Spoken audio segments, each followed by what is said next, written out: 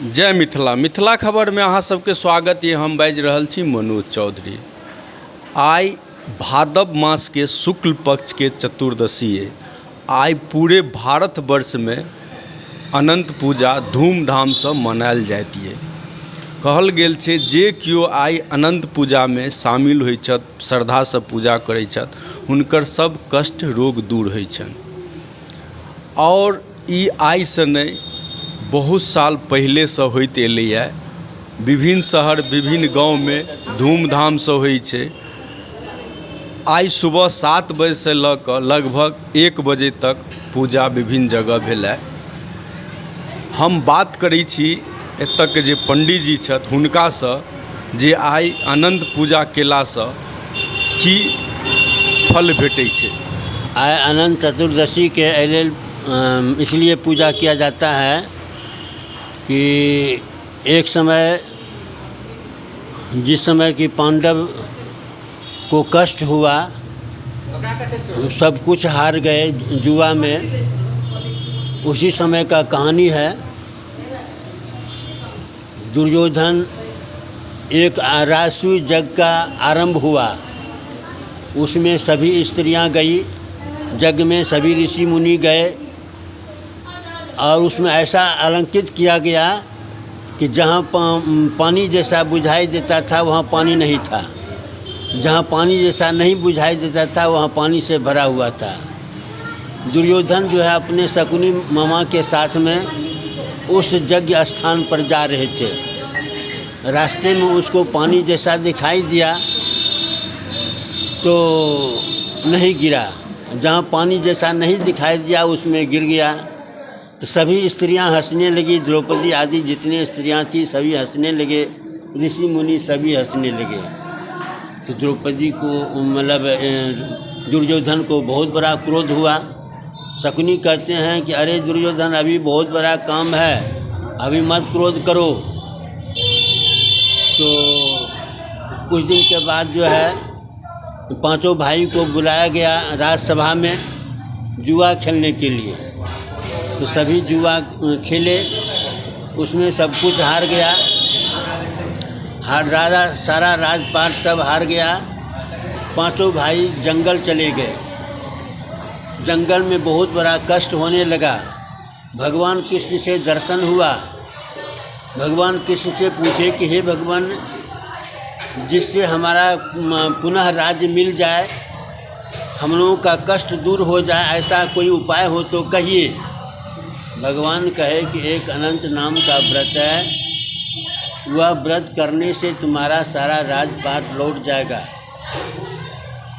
तो वह कहानी कहने लगे कि एक सुमंतु नाम का राजा, सुमंतु नाम का ब्राह्मण था, उसको शीला नाम, उसको एक विवाह हुआ, एक कन्या हुई जिसका नाम शीला था। शीला जब बढ़ने लगी तो उसकी माँ जो थी वह ज्वर के दाह से जल में डूब करके मर गई। दूसरा शादी सुमंतु ब्राह्मण किए तो वह जो थी बहुत कर्कश वचन बोलने वाली, बहुत दुष्ट थी, बहुत दुष्ट थी। शीला जो है धीरे धीरे विवाह के योग्य हो गई। तो सुमंतु सोचा जो कि शीला जो थी बहुत धर्म कर्म करने वाली थी, देहरी पर भगवान के चक्र वगैरह सब लिखा करती थी, शंख चक्र इत्यादि का चिन्ह बनाया करती थी, भगवान श्री कृष्ण की वह पूजा किया करती थी। तो एक दिन भगवान कृष्ण, शीला जो है विवाह के योग्य हो गई। सुमंतु जो है मतलब इसके विवाह के लिए खोजने लगे। तो संयोग से एक ऋषि जो है कौंडिन्य मुनि ऋषि वहाँ पहुँचे, कहे कि तुम्हारी बेटी से हम विवाह करेंगे। तो विवाह कार्य संपन्न हुआ। कौंडिन्य मुनि शीला को बैलगाड़ी पर लेकर के चलने लगे। रास्ते में जमुना नदी आया। जमुना नदी में जो है वहाँ औरतें सब यही अनंत भगवान की पूजा कर रही थी और नित्य कर्म करने के लिए कौंडिन्य मुनि भी वहाँ पर पहुँच गए। वह जो है दूसरे घाट पर स्नान करके संध्या बंदन करने लगा। शीला जो है स्त्रियाँ के झुंड में जा कर के अनंत व्रत का कथा सुनी और वह भी अनंत व्रत उसी दिन से शुरू कर दी। अनंत बांधी, डोरा बांधी और जो कुछ हुआ फिर से ब्राह्मण को देख करके बैलगाड़ी पर बैठ करके अपने स्वामी के साथ उसके घर चली गई, ससुराल गई। ससुराल में दिन जैसे ही यह पहुँचती है उसके घर में सभी मतलब धन भरने लगे, गोधन आ गया, बहुत से गाय आ गई, सोना हीरा जवाहरात जो नहीं था उसके घर में सब मकान वगैरह सब हो गया, बहुत सुख से रहने लगा। जब सुख से रह रहा था उसी समय कौंडिन्य मुनि का नज़र शिला के बाँह पर पड़ा जो अनंत भगवान बानी थी। वह कौंडिन्य बोला कि यह कौन सा डोरा मुझे बांधी है, क्या मुझे बस में करने के लिए बांधी है? तो शिला का डोरा जो है तोड़ करके अग्नि की ज्वाला में फेंक दिया। वह जलने लगा। शिला दौड़ करके वह अनंत भगवान को उससे उठाई और दूध में डाल दी। तभी से उसका सब धन नष्ट होने लगा, मतलब सारा विपत्ति आ गया, ज्वर दाह इत्यादि होने लगा।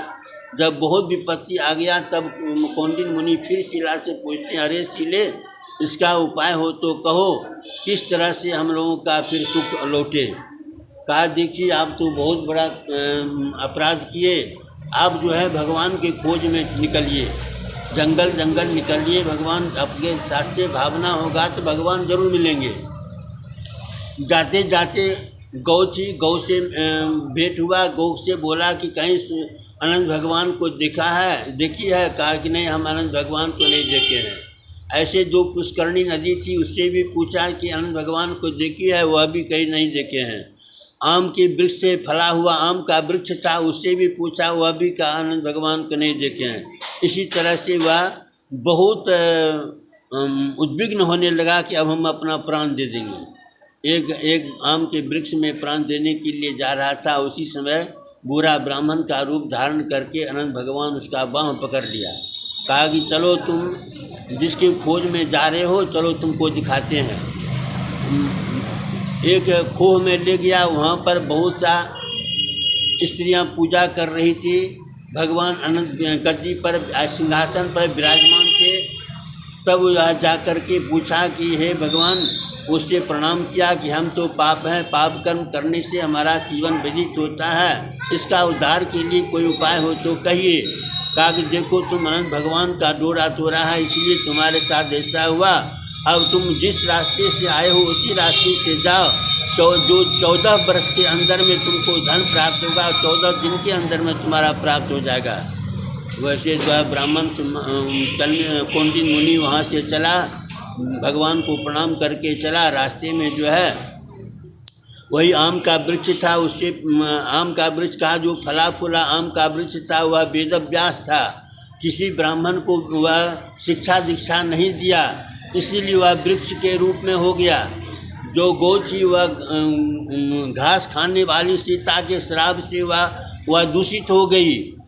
तो इसी तरह से जो है सबको श्राप का सुन करके ब्राह्मण अपने घर में आया। आते आते सुंदर डोरा को पहना और उसी समय से उसका सारा सुख प्राप्त होने लगा।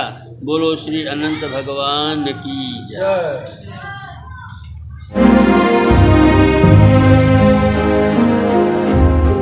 कैसे चल रही है तेरी तालाब वाली फिशिंग? क्या कंपटीशन की तैयारी तालाब वाली फिशिंग की तो है। जॉब्स कम, एप्लीकेंट्स ज्यादा। क्या हुआ, मिर्ची लगी? हाँ? अगर लाइव बनानी है ना तो मेरी तरह अरीना एनिमेशन से स्किल ले और ज्वाइन कर एनिमेशन और वीएफएक्स इंडस्ट्री। अगर जॉब्स के लिए कहीं कंपटीशन नहीं है तो वो है मीडिया और एंटरटेनमेंट इंडस्ट्री, और उसके लिए बेस्ट प्रिपेयर करता है अरीना एनिमेशन। अरीना एनिमेशन, अब सेटल हो जाओ। करनी है प्रतिभा की परीक्षाओं की तैयारी और नहीं मिल रहा है पढ़ाई करने का वातावरण, तो हम देंगे आपको एक अनुकूल वातावरण जहां मिलेगा वाईफाई, एसी, शुद्ध पेयजल, अखबार और नोटबुक की व्यवस्था, सीसीटीवी कैमरे से लैस self study centre, SM digital library near जलसा विवाह भवन, चूनापुर रोड, पूर्णिया। मैट्रिक और इंटरमीडिएट में अच्छे अंक प्राप्त करने के लिए join us Saraswati study point, Newalal Chowk, लाल मकान, पूर्णिया। रिलैक्स फिजियोथेरापी, एक्सरसाइज एवं बिजली चिकित्सा केंद्र, doctor Kshitij Ranjan, physiotherapist doctor Vibha Jha के अपोजिट पूर्णिया।